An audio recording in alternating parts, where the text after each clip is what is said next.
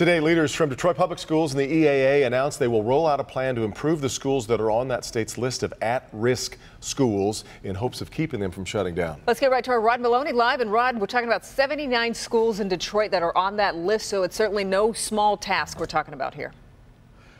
Well, actually, it's more like 38 in terms of the schools that are at the lowest tier that are on the list to actually close. Gompers Elementary and Middle is right here and is one of those schools. And of course, it's one of those situations where the parents don't want it to close and the school district would like for it not to close as well. And so that's what they're going to go to work on first.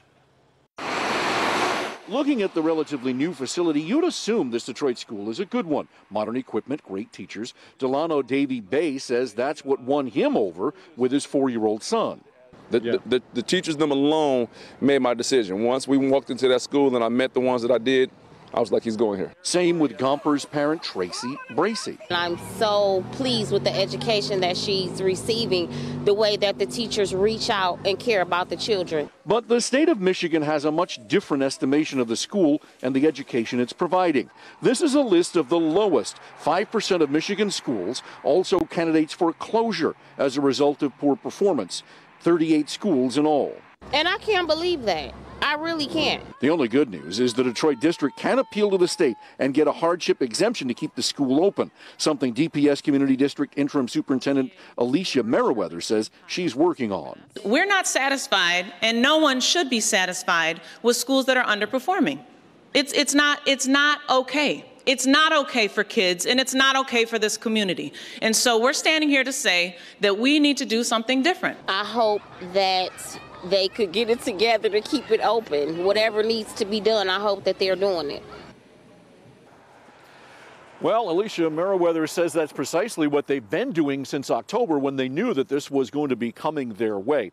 And so next week she's going to hold a 2-day session with school districts from out of the state. Massachusetts, Lawrence, Massachusetts, north of Boston, also Springfield, Massachusetts, also school district from Indiana, Indianapolis, Indiana. They're going to be here to talk about the things that they've done in inner city schools that they can show that have a differing effect, that can get schools to move up and out of the lists, that get them on the kinds of lists that makes Gompers the possibility of a closure. Back to you. Okay, and Rod, you mentioned the closures. The list included EAA schools as well as Detroit schools. Do we know how many schools are likely to be closed? Well, that's the question right now, because EAA and Detroit Public Schools will be merging together as of July 1st. And so they're now teaming together saying, look, we need to try and save these schools, as many as we possibly can. And so what they're going to do is present evidence to the state that there's a reason not to close these schools because, say, there isn't another school close enough for the families in that neighborhood. Those kinds of hardships. And that's what they're going to present next week. We'll see their version of that at this 2-day summit next week. Okay, we know you'll keep us posted, Rod. Thank you.